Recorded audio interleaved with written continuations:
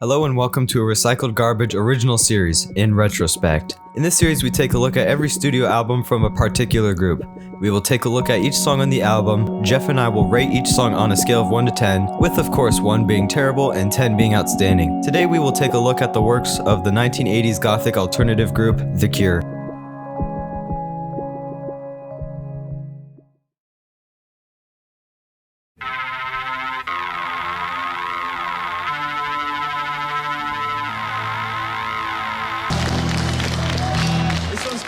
Three Imaginary Boys. Introducing us to The Cure's discography is 1979's Three Imaginary Boys, the band consisting of Robert Smith, guitar and lead vocals, Michael Dempsey, bass and backing vocals, and Lol Tolhurst, drums. Listening to the album in retrospect, this album very much describes a debut. It sounds very rough, raw, and overall very inexperienced. The Cures themselves weren't sure what kind of direction they wanted to go towards, as this was a post-punk influenced album, rather than the typical gothic or pop sound we know them for today. That's not to say that there weren't classics from the post-punk era. Singles such as Boys Don't Cry, Jumping Someone Else's Train, and Killing an Arab are all very good songs. The only problem is that none of them were released on the official original album release, which makes the album far weaker. Those 3 singles were included on the US release, which they later renamed to Boys Don't Cry, which in our opinions is a far better purchase than the original UK release. Introducing us to 1979's Three Imaginary Boys is the first track, 10:15 Saturday Night. It's a classic song, great way to start off the album, and a great intro to The Cure. One of the better songs of the post-punk era, and it has classic Lol Tolhurst drumming. Going into our second track, Accuracy, the guitar and bass work are awesome, except the lyrics in the chorus are a little weak. Yeah, Accuracy is one of the first of many forgettable tracks off this album. Going into our third track, Grinding Halt, it has the same problem as Accuracy, except it's just not as interesting. Grinding Halt, not interesting, song falls flat on its face with very poor vocals. For our fourth track, we have Another Day. Robert's vocals actually aren't too bad here, it's just a boring song. The guitar intro is rough. Yeah, another forgettable song that sounds similar to most other tracks on this album. For our fifth track, we have Object. The guitar sounds great, the intro to the song sounds promising, until Robert starts singing. Yikes. Yeah, great guitar intro, but poor vocals ruin the track. Moving on to our sixth track, Subway Song. I get what they were going for here, but it just doesn't work. At least it only lasts 2 minutes. At least there's a harmonica. For the seventh track, we have the Jimi Hendrix cover song Foxy Lady, which is a below average and awkward cover song. Why is Michael Dempsey singing here? Honestly, why? Moving into our eighth track, we have Meat Hook. The instrumentals are very solid, except Robert somehow doesn't fit into his own song. The vocals are tough to listen to. Me took, me took, me took, me took, me took. Going on into our ninth track, we have So What. It's Robert reading a flyer for a cake icing and decorating set. What an awful, jumbled disaster. This is the worst Cure song ever created. On to our 10th track, Fire in Cairo. Sounds very bland and uninspired. It's more forgettable than Accuracy, and that was forgettable beyond belief. 11th track, It's Not You. Not exactly the most exciting song, but it keeps me somewhat interested. Interesting guitar intro with poor vocals, but it's not as bad as the other tracks on this album. The 12th track, the title track, Three Imaginary Boys, sounds like it could be a more modern track from the group. It's one of the easier listens off of this LP. Also, guitar solo! It's an awesome song with great lyrics. And last but not least is our ending track, The Weedy Burton. Really a pointless song, but sadly an easier listen than most of the tracks from this album. I have 2 questions. 1, why does this exist? And 2, even if it has a purpose, why is this at the end?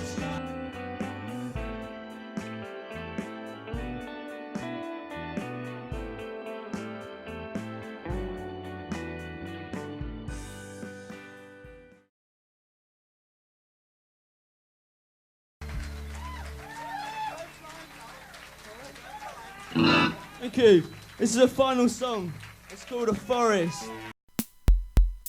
Just 1 year after their debut, The Cure came out with their 1980 album 17 Seconds. Along with this transition came the loss of original bass player Michael Dempsey, who was dissatisfied with the musical direction they were headed towards. Robert Smith eventually replaced him with the legendary bassist Simon Gallup. The Cure made their transition from post-punk to goth with the recording of this album, which is partly the reason why Michael Dempsey left. We're left with a basic, minimalistic sounding product. Not the worst thing at all, but it leaves a lot to be desired. Although the overall experience is just mediocre, we believe that was the initial intention Robert had. It's a nice musical transition into what The Cure will have to offer into their future. Introducing us to 1980's 17 Seconds is the instrumental or Reflection. It's fine as far as intros go, it interludes pretty nicely into the next track. It's a decent instrumental. Going into our second track, we have Play for Today, which it ramps things up a lot. It's a great fast up-tempo song. Classic Cure song with LOL drumming. Our third track, we have Secrets. It's a decent listen, but no means anything special. It's object but depressing and better. Moving into our fourth track, we have In Your House. The guitar playing is very solid and keeps most of the song interesting. Basic drumming and vocals don't do it much justice.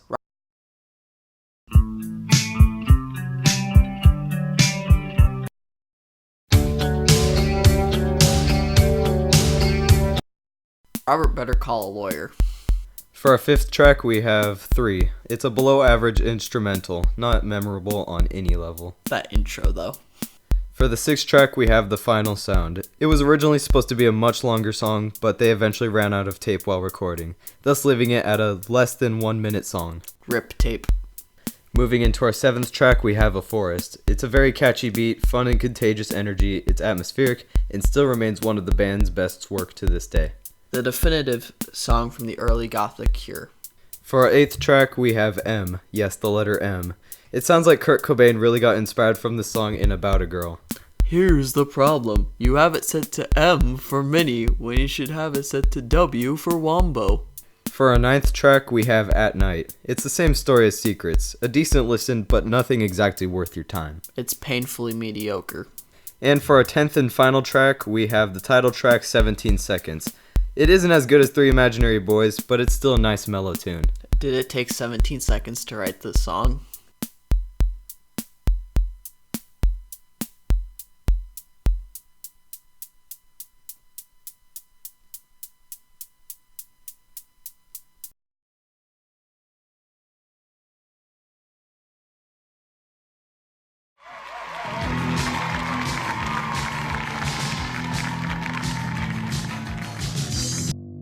A year after 1980's 17 Seconds, The Cure released their third studio album, Faith.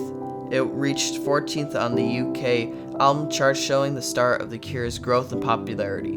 Along with the 8 tracks on this album, The Cure released a non-album single called Charlotte Sometimes, which is based off the children's novel of the same name. Yet again, along with the new album, meant the loss of another band member. This year's victim being Matthew Hartley, who played on the keyboards for one album. That being the previous entry, 17 Seconds. He's supposedly unhappy with the musical direction that Robert wanted, which makes 0 sense because Faith has a near identical sound as 17 Seconds. The album cover, despite making no sense, describes everything perfectly. The sound is gray, glooming, and depressing. The gothic sound is used again here, but Robert expands on the sound. The bass stands out really well. The studio production is of higher quality than usual, and the atmosphere is more of a recurring theme. Despite being less than 40 minutes long, it has a lot to offer. Introducing us to 1981's Faith is The Holy Hour. It sounds like they barely evolved from their 17 second sound, which is fine, but this is a less than stellar track to open a new album. It has a great bass line. For track number 2, we have Primary, which is a more fun and up-tempo beat. Play for Today Part 2, basically. Transitioning into our third track, Other Voices, it slows it back down again for a mellow atmospheric tune, nothing too special. I can't hear Robert due to all the other voices in the song. Moving into our fourth track, All Cats Are Grey. The atmospheric vibes along with Robert's vocals work really well here. Really succeeds as to what The Cure was trying to accomplish with this album in terms of its hopelessness. Rip lol drumming. On to the fifth track, The Funeral Party. The title of this track really sums it up perfectly. It's a sorrowful and gloomy song, yet sounds hopeful. A perfect song for rainy days. The song almost sounds like you're dancing to a waltz. For our sixth track, we have Doubt. It goes from the atmospheric tunes of the previous 2 tracks and halts back to its 17 seconds minimalistic sound. The epic return of lol drumming. For our 7th track, we have The Drowning Man. We go from the 17 second sound to a gloomy sound, back to 17 second sound, and right back to gloomy. Robert's voice gets lost under the entire atmosphere of the album. And for our 8th and final track, we have the title track, Faith. It's the same exact thing with the previous title track. Nothing special, but still a nice relaxing tune. Slow lol drumming.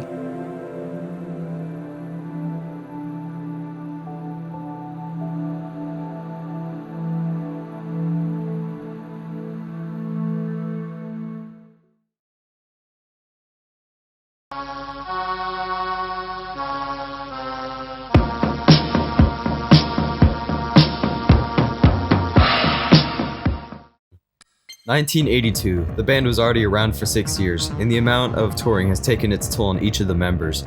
Every member was severely depressed. The band was taking LSD and drank a lot of alcohol. Robert later went on to say, "I had two choices at the time, which were either completely giving in, committing suicide, or making a record of it and getting it out of me." Though the band early on was already in jeopardy of breaking up, with the band members being in and out constantly, Pornography was supposed to be the fourth and final album from The Cure. Robert has gone on record numerous times saying how he wanted this to be the last one, then sign off. Pornography at the time was panned by MIDI critics, but in retrospect is considered one of the most influential albums of all time in the gothic genre. NME describes Pornography to be arguably the album that invented goth.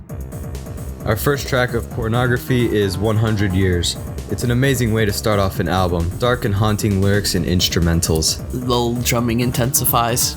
The second track is a short-term effect. It still keeps the haunting theme that the album started off with. Espresso depresso. On the third track we have The Hanging Garden. It ramps things up a bit, the beat starts fast and keeps going. The most complex lull drumming ever. On the fourth track we have Siamese Twins. It makes me feel very bored. These 5.5 minutes feel so long. Wind chimes. For the fifth track we have The Figurehead. I always seem to forget just how dark and disturbing the lyrics can get in this album. Excuse me? What? What the hell's even going on? Track number 6 is A Strange Day. It seems a little bit more like a filler song, even in terms of the lyrics. Espresso with 2 shots of depresso. Track number 7 is Cold. Better haunting instrumental than the previous track, but suffers from the same lyrical problem. Scary lull. For the 8th and final track, we have the title track Pornography. No way! They actually reference themselves in the song! Oh yeah, and this kinda blows. Today is a sad day. We will now mourn the loss of lull drumming. Join us in commemorating the beauty that was lull drumming.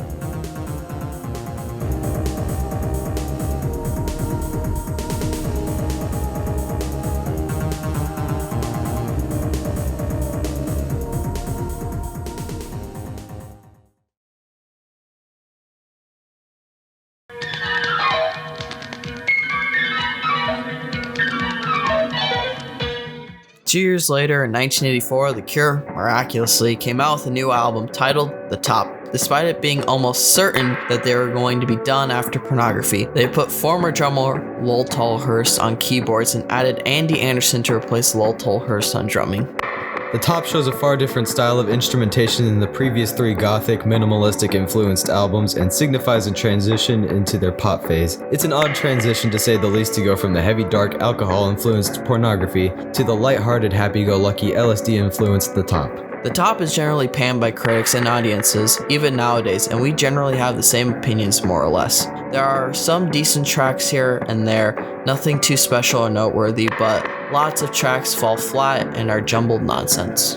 The first track of The Top is Shake Dog Shake. It's catchy and fun. I find myself singing along to it as the song goes on. I miss lull drumming. The second track is Bird Mad Girl. It tries to go for the same vibe as Shake Dog Shake, but doesn't quite succeed as well. Man, Robert likes animals. Track number 3 is Wailing Wall. It's a nice atmospheric piece that uses great use of its instrumentals, plus weird whale noises. Arabic Nights? Question mark? Track number 4 is Give Me It. Suck harder! The lyrics explain everything here. Horny Robert. Track number 5, we have Dressing Up. The Cure Vaporwave. How could you fail here? Robert's voice. That's all I need to say. For track number 6, we have The Caterpillar. The singles again prove that they are worth your time. Definitely my favorite off of The Top. Hey, here's a good idea. Let's make the man who doesn't play the violin play the violin! For the 7th track, we have Piggy in the Mirror. At this point in the album, I'm really curious as to what on earth they were on when they were making this. Great name for a song. For the 8th track, we have The Empty World. I like the medieval type instrumentals. This needs some lull drumming. For the 9th track, we have Banana Fish Bones. It's a song just as lame as the name. Man, you can tell they were high. For the 10th and final track, we have the title track, The Top. By far the worst title track The Cure has to offer. I don't care. Clearly.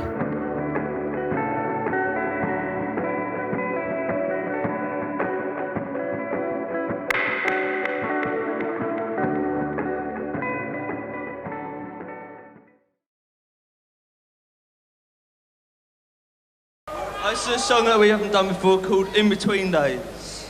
A year after The Top, Robert Smith & Co. released their 6th album, The Head on the Door. It was commercially successful, going as high as 7th on the UK album charts, which was their most successful up until that time. And of course, because this is a new year, new members came in. This year we have a new drummer, Boris Williams, who previously worked with the Thompson twins. Poor old Thompson is back yet again, but as an official member. And last but not least, Simon Gallup comes back, again after being absent from The Top. Again, Robert decided to go with his pop-influenced sound, and it proved to be successful. Both singles, In Between Days and Close to Me, were charting hits. The Head on the Door signals a positive direction for the band. Each member is significantly happier and are all making great music.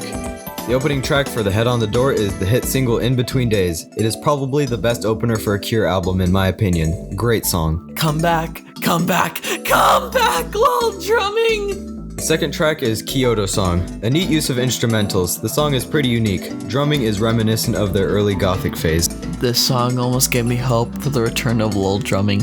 Our third track is The Blood. It's an underrated track that deserves a lot more love. The guitar work here is phenomenal. Sick guitar, bruh. Our fourth track is 6 Different Ways. I'll give you 6 different reasons there's better songs to listen to. Just gets a 6. The fifth track is Push, another underrated piece here. I consider this an instant classic. Man, I miss lol drumming.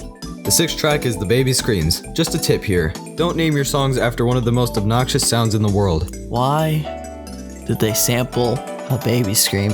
Just why? The seventh track is the second single of The Head on the Door, Close to Me. It is up there with my top Cure songs. Instrumentation is nice and catchy. No guitar, bruh. The eighth track is A Night Like This. One word. Saxophone! Anyways, great song.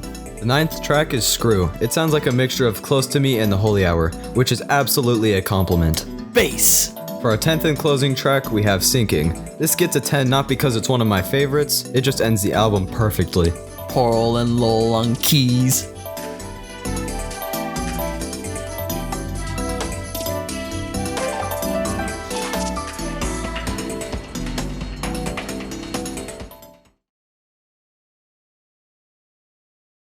Why can't I be you, Catch, and Just Like Heaven?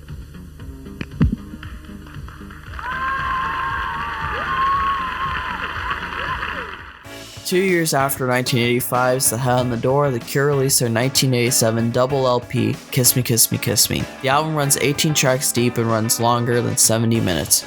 Robert was at an all-time creative high, and it really shows here, seeing how much content he has to offer.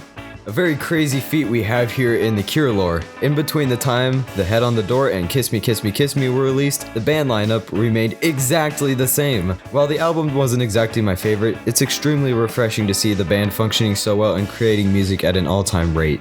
This album marks the end of their first pop phase. It received very favorable reviews from critics and was a big hit with the fans. Becoming their first album to reach the Billboard Top 40, this would be their only sign of big things to come.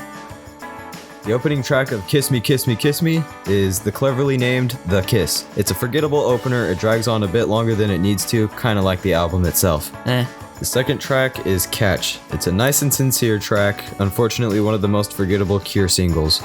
The third track is Torture. It's also forgettable, just not a single like Catch. Track number 4 is If Only Tonight We Could Sleep. I'm always down for some sitar action. Again, it kinda drags out a bit long.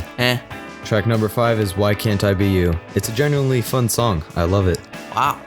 Track number 6 is How Beautiful You Are. Not nearly as good as the previous song, but still a pretty fun tune. Track number 7 is The Snake Pit. Slowed back down for a less up-tempo song. Kinda boring. The 8th track is Hey You. And then back to the up-tempo beat. Another pretty fun song that doesn't overstay its welcome, and an awesome sax to boost it even higher. Track number 9 is Just Like Heaven. Impossible to be anything but a 10. Easily a top 10 Cure song. Wow, a great song from this album. Track number 10 is All I Want. Very underwhelming, especially considering it came off of one of the Cure's biggest singles, but it's okay, I guess. Track number 11 is Hot, Hot, Hot. Epic intro and guitar work. Robert making nonsensical noises is always a blast as well. For track number 12, we have One More Time. Probably my favorite down-tempo song from the album. It feels a lot more sincere and interesting despite its near 5-minute runtime. One more time, more like 6 more times. This album is way too long. The 13th track is Like Cockatoos. Alright, seriously, Robert loves animals. Oh, and this song is just mediocre. For track number 14, we have Icing Sugar. Yes, this song has a saxophone, but for some reason it does not make the song better. For For the 15th track, we have The Perfect Girl, a more sincere and love-filled Robert song, kind of cute but somewhat forgettable. For track number 16, we have 1,000 Hours. This song, along with the next 2 tracks, prove these songs aren't really necessary and just fill out runtime. 1,000 hours, damn right, this album is way too long. Track 17, Shiver and Shake, refer to previous statement. And finally, track 18, the closing track, we have Fight. It closes out the album similarly to how they opened it. Not really my favorite thing in the world. It's finally over.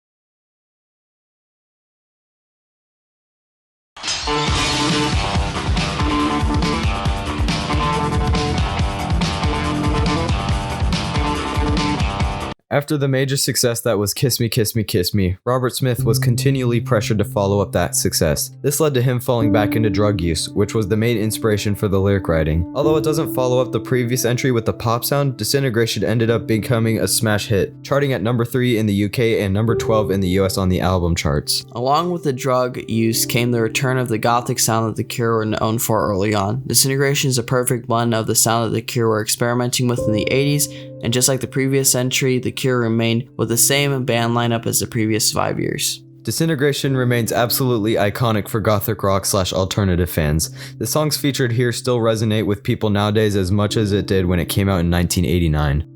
The opening track of Disintegration is Plain Song, one of my favorite opening tracks of the entire Cure discography. It could not have set a better overall mood and tone the rest of the album goes for. Great opener to the album. Track number 2 is Pictures of You, a song that lasts for over 7 minutes, but I want to last forever. This song is one of my favorite experiences when listening to them. Powerful song with great lyrics. Track number 3 is Closed Down. It's mostly an instrumental, but it's done so well in a way that's hard to explain. Just go and listen for yourself. The Bass, Part 1. Track number 4 is Love Song. I absolutely adore the mixture of the gothic and pop sound. This song could not have been done any better. Why did Adele cover this? It was already perfect. Track number 5 is Last Dance. It reminds me a lot of Closed Down with how a lot of the track is instrumental, but it has much stronger lyric writing. The Bass, Part 2. Track number 6 is Lullaby, the best instrumental that The Cure has to offer. The strings work surprisingly well with Robert's whispering vocals, making this another song that I wish lasted forever as well. Gets better and better with every listen. To quote Robert Smith, "I need pictures of the Spider-Man." Track number 7 is Fascination Street. Sounds like a faster paced version of Last Dance, a fast paced song with an awesome bass line to back it up. The Bass, Part 3, the finale. Track number 8 is Prayers for Rain, Water Pulls, Robert Smith. Great use of water effects and great instrumentation. Track number 9 is The Same Deep Water as You, a very strong and powerful song that evokes a lot of emotion from Robert. Water Pulls, Robert Smith. Track number 10 is Disintegration, very, very strong lyric writing. Rip Robert Brain. Track number 11 is Homesick. It strips down a lot of the instrumentals that are featured on this album, a typically overlooked song that needs much more attention. Bomb piano. For the 12th and final track, we have Untitled. The lyric writing here is some of the most strongest and most impactful that The Cure has to offer. A song that Robert describes as so sad that he couldn't find a proper name for it. But the saddest part of the song is knowing that this is the final song with Lol Tolhurst.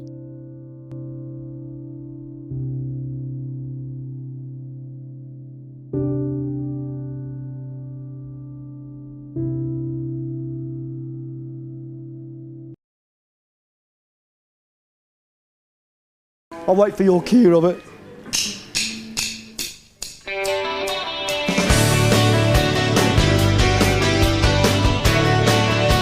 There is no doubt that Disintegration is The Cure's most successful album by far. Robert knew that he had to follow up on the success that they had in 1989. With that being said, The Cure released their ninth studio album in 1992 titled Wish. Their reception was mixed. While there was the hit single Friday I'm in Love, many critics didn't attach to it quite as easily as they did with Disintegration, seeing as how high the standard was. The musical style of the album is also mixed. Many consider it goth for whatever reason, but it mostly features their pop sound. All 3 singles from Wish are heavily pop influenced. To be fair, there are a few gloomy tracks featured here, but they're a few and far between.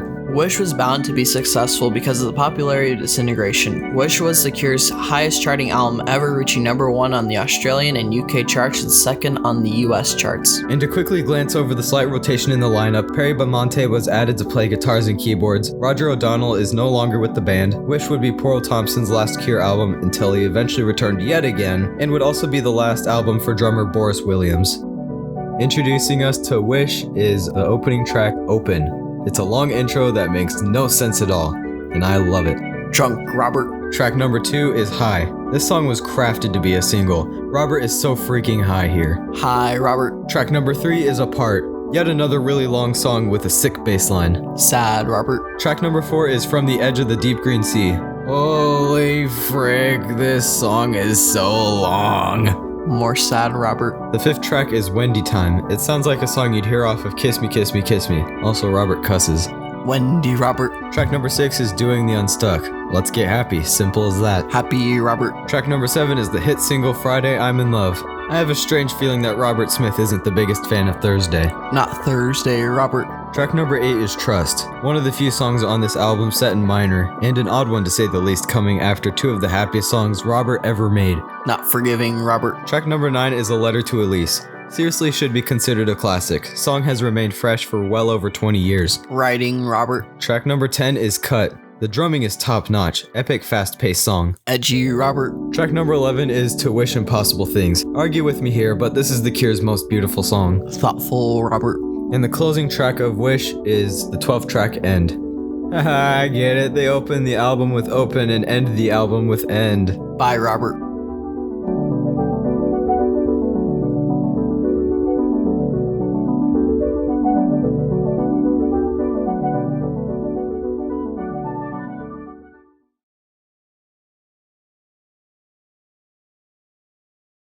Great.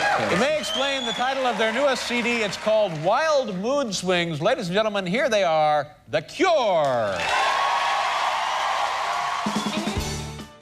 If there was a time that The Cure should have broken up as a band aside from 1982's Pornography, it would be here in 1996's Wild Mood Swings. The band took 4 years to make this album, mainly due to the band's never-ending lineup changes. Robert had around 31 guests help him with the product, while the core members of the band were having internal issues. And unfortunately, all good things must eventually come to an end. The alternative scene broke out big time. Bands like Nirvana, Alice in Chains, Soundgarden, and Pearl Jam, just to name a few, all broke out into the scene. And with that, older alternative bands, including The Cure, started to disappear. Wild Mood Swings was the lowest selling album since The Top in 1984, and would unfortunately start the decline of album sales and popularity. Wild Mood Swings was generally panned by critics and seen as a huge disappointment to the fans, and while some of the decision making was baffling, especially in terms of the singles, the album is not nearly as bad as people make it out to be. No, it's not their best album by any stretch whatsoever, but there are some really solid tracks to be found. Robert Smith himself said that it is one of his top 5 favorite albums. Starting us off on Wild Mood Swings is the opening track, Want. Criminally underrated album intro. Should easily be among the likes of Plain Song or In Between Days. Greedy, Robert. Oh wait, I'm not doing that anymore. Track number 2 is Club America. Robert? You good, man? Your voice sounds way off. The sequel to this is Cult Mexico. Track number 3 is This Is a Lie. Uses medieval instrumentals like The Empty World from the Top, but way better. This statement is false, but if it's true, then it makes it false, making it true. And we all know that 2 negatives make a positive, and therefore this is not a lie. The 4th track is The 13th. For whatever reason, Robert decided that this would be the first single. Awful choice. But it's a great album track, a guilty pleasure of mine. The Robert Smith Mariachi Band. Track number 5 is Strange Attraction, another odd single to come out of this album, but I like it. We went from a 1950s noir mystery to a pop song in a matter of a second. Track number 6 is Mint Car. It gets a lot of flack for being a ripoff of Friday I'm in Love, but shouldn't that be a compliment if anything? It sold so well we had to make the sequel, Fruit Bus and Dessert Bike, to finish off the trilogy. Track number 7 is Jupiter Crash. Great atmospheric tune, a song that I genuinely come back to quite often. Rip Jupiter and Rip Lol. Track number 8 is Round and Round and Round. Kinda catchy, not my favorite, but not bad. Round and round. What? Oh, sorry guys, wrong song. Track number 9 is Gone. Okay, seriously, for the love of me, I cannot understand why this is a single. Easily the worst of their entire selection. It is nearly unlistenable. They even had an incredible selection of B-sides that could have taken this song out and made it better. This song can go away. Track number 10 is Numb. The use of strings is phenomenal. Call me crazy for giving it a 10, but I love this song. I've become so numb. Oh, wait, sorry, wrong song, guys. Track number 11 is Return. Frantic and all over the place. Honestly, a good metaphor for wild mood swings. I kinda like it. 3:01 a.m. Track number 12 is Trap. Sounds a lot like Open from Wish. It's a trap! Track number 13 is Treasure. Honestly, beautiful song, even if the lyric writing gets a bit stale at this point. Treasure, little pleasure. Sorry, wrong song, guys. Why do I keep doing that? The closing track of Wild Mood Swings is Bear. Honestly, did not have to be as long as it is, running at 8 minutes long. It drags out the ending of Wild Mood Swings far longer than needed. Lyrics are pretty good though. Robert is brutally honest about himself. Robert hates aging.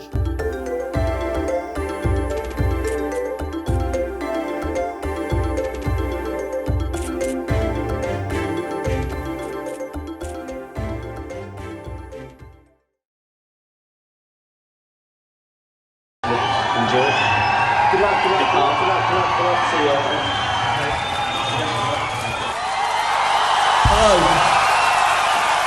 4 years after their previous efforts, The Cure released their 11th studio album in 2000, Bloodflowers. It was very much a return to form after the critical bomb that was Wild Mood Swings, yet still ran into mixed critical reception for being too formulaic and tired. Making a return was the band's gothic sound, which wasn't used since 1989's Disintegration. As already stated, it's a refreshing return to form and is reminiscent of their early works. One of the other main critiques is that the song lengths get really long here, including their longest song ever, Watching Me Fall, which clocks in at exactly 11 minutes and 13 seconds. Speaking of returns, Roger O'Donnell and Simon Gallup are both back after being absent from the previous album due to personal reasons. Their presence is definitely felt here. Bloodflowers ends up becoming, in our opinions, their last great album.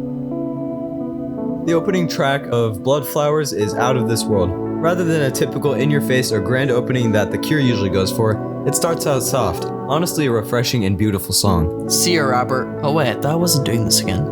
Track number 2 is Watching Me Fall. Epic intro. Awesome lyrics. Why is this song so long? Why is this song 11 minutes? Just why? Track number 3 is Where the Birds Always Sing. Go listen to... Wait a second. I've heard that intro somewhere before.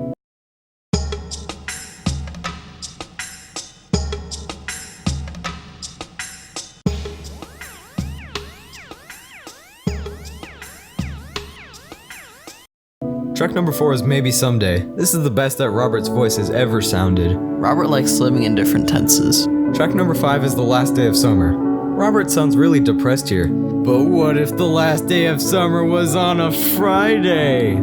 First day of fall. Track number 6 is There Is No If. Apparently Robert played all the instruments in this one. A unique style of songwriting and vocal delivery that makes the album stay fresh. But what if? No! Track number 7 is The Loudest Sound. I know that people are tired of the formulaic songwriting, but I'll always be such a sucker for it. What a pretty song. For it being the loudest sound, the song sure is quiet. Track number 8 is 39, a song that Robert wrote on his 39th birthday. It describes how he doesn't quite have the fiery passion he once did. Great synth lead and a very honest song that hinted yet another ending to The Cure. 39, 40, 41, 42, 43, 44! Track number 9 is the return of the title track, Bloodflowers. Holy frick, why doesn't anyone talk about this song? Uno reverse card the song.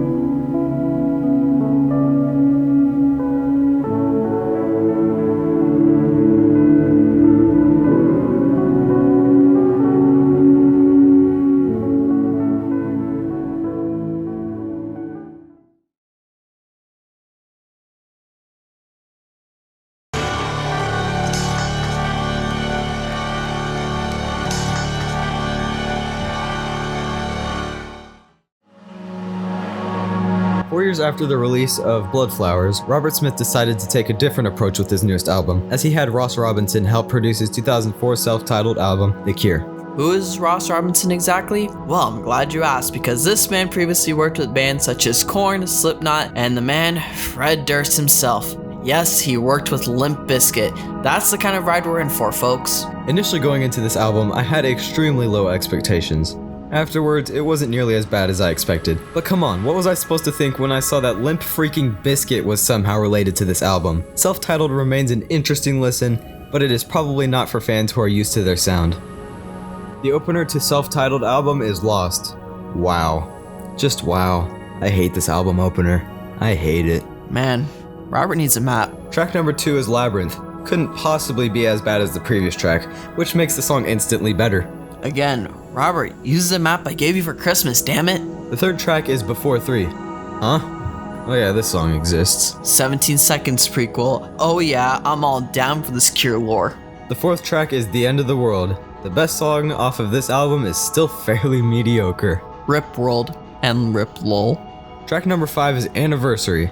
Mediocre song. I'll just leave it at that. Happy anniversary! Wait, what are we celebrating?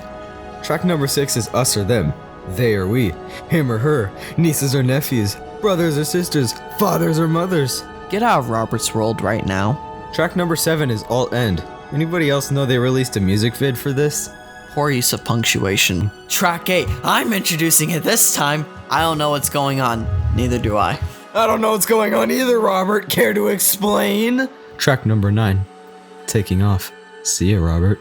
Houston, we have a problem. Track number 10 is Never. As in, never listening to this album again. Agreed. The closing track of Self-Titled is The Promise. Unfortunately not a When in Rome cover. You promised!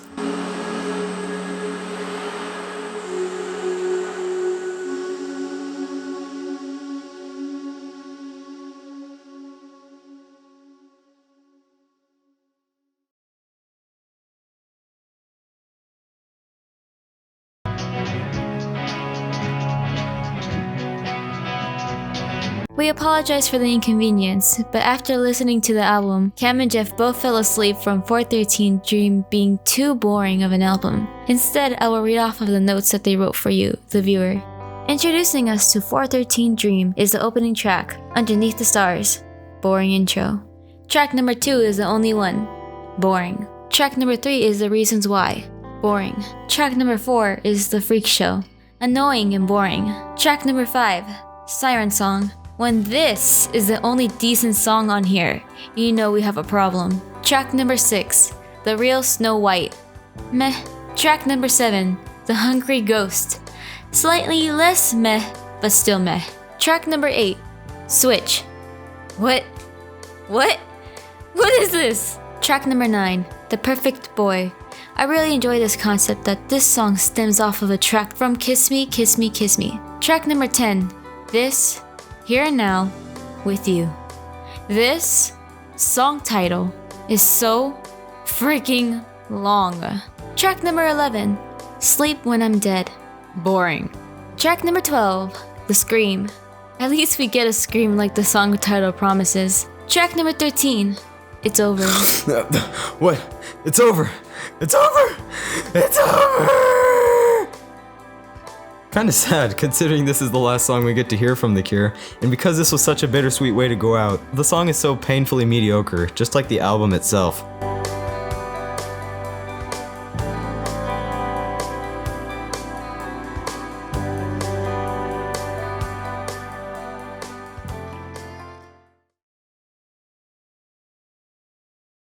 Of course, after listening to all the albums and reviewing them, we both had to rank all 13 albums. We of course both had different opinions on where each album stands, so I will present mine first and hand it off to Jeff.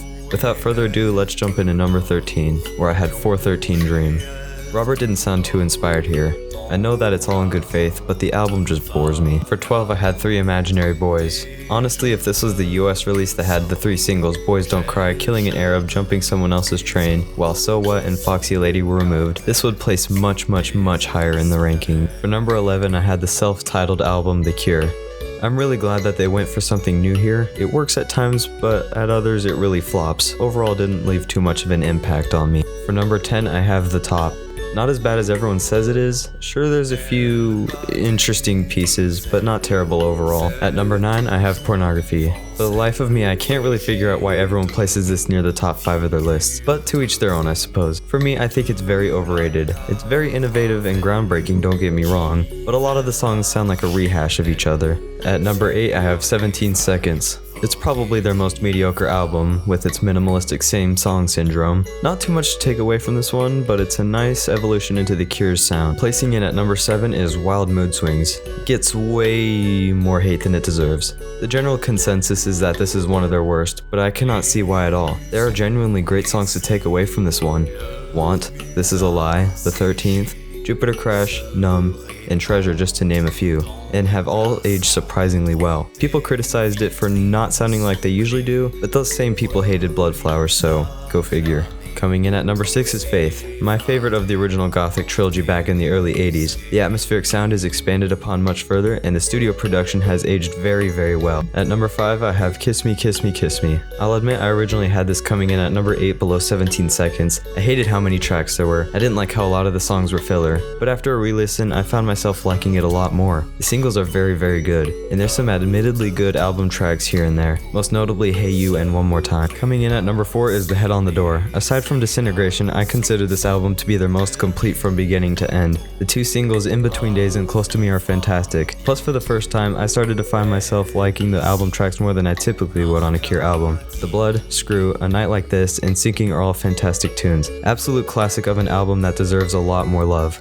At number 3, I have Bloodflowers. Gets criticized for reasons I am not so sure about. It has everything a Cure fan would want. Beautiful melodies, edgy lyrics, long song runtimes. Bloodflowers, in my opinion, is a classic Cure album and deserves to be at the spot. Coming in at number 2 is Wish. Disagree with me here, but I think Wish is their second best album. Probably isn't liked as much because it isn't what fans expected after the breakout that was Disintegration. When I first listened to it, it was refreshing to hear Robert perform all these songs while he was on a creative high. And a shocker to absolutely nobody, I consider The Cure's best album to be Disintegration. If number 1 was anything but Disintegration, then it would be an absolute crime. Disintegration is what The Cure is known for. One of the greatest alternative albums of all time, no doubt. At 13, I have 413 Dream. Robert Smith and the rest of the band didn't seem inspired when writing and recording this album. It can't hold my interest aside from a few tracks. At number 12, I have Three Imaginary Boys. Three Imaginary Boys is rough around the edges and So What is a jumbled mess. It's only above 413 Dream because this album is at least interestingly bad, while 413 Dream just put me to sleep. At number 11, I have the self-titled album. The self-titled album has its moments, but it fails to leave an impact on a listener. At number 10, I have The Top. The Top is not as bad as people claim it is, but it's still a lackluster release from the band. At number 9, I have Pornography. Pornography has an overall great sound, however, it fails to live up to the hype, and it's the worst of the Cure's trilogy. At number 8, I have 17 Seconds. Middle of the road Cure album with a couple classic songs, but there is still much to be desired from the group. At number 7, I have Faith. Faith is a good album with some underrated deep cuts from the group that don't get enough attention. It's still my favorite from the Gothic trilogy with great atmosphere that still sounds fresh to this day. At number 6, I have Kiss Me, Kiss Me, Kiss Me. This album is a lengthy listen, but it has some of the greatest Cure songs of all time, and just like Heaven and Why Can't I Be You. It's a good pop album that has some underrated deep cuts. At number 5, I have Wild Mood Swings. Wild Mood Swings is all over the place, and I love it. Songs like Want and Jupiter Crash are underrated classics that deserve more praise. The choices for the singles were poor, however, the album tracks make up for those faults. Wild Mood Swings deserves another listen. You just might find something you like. At number 4, I have The Head on the Door, a classic album with some deep cuts like Sinking and The Blood. Robert and the rest of the band are nearly perfect minus the baby screams in 6 different ways. The Head on the Door is a great album that exemplifies the Cure's songwriting abilities and their skills as performers. At number 3, I have Bloodflowers. This album gets way too much hate and I still don't understand why. Bloodflowers is a great album with tracks like Maybe Someday, 39, and The Last Day of Summer. Robert's voice is excellent and the band sounds great as well. This album definitely deserves a spot at number 3. At number 2, I have Wish. These last 3 albums at spots 3, 2, and 1 were hard to arrange in an order as I love all 3. If I could, I'd put Bloodflowers, Wish, and the number 1 album on this list all at one. However, I can't, and taking the second spot is Wish. Wish is an awesome album with some of the Cure's best songwriting to date, and with great melodies and songs like Trust, From the Edge of the Deep Green Sea, and To Wish Impossible Things. The album also contains Friday, I'm in Love, and A Letter to Release, which are classic songs, which makes the album almost perfect. At number 1, I have Disintegration. The perfect album from front to back. Anything else would have been blasphemy, which makes ranking Bloodflowers, Wish, and Disintegration so hard. I love all 3 of these albums, and Disintegration barely edges out Wish. Disintegration is near flawless and has incredible atmosphere that makes the album feel continuous. Disintegration is the best Cure album that everyone needs to listen to.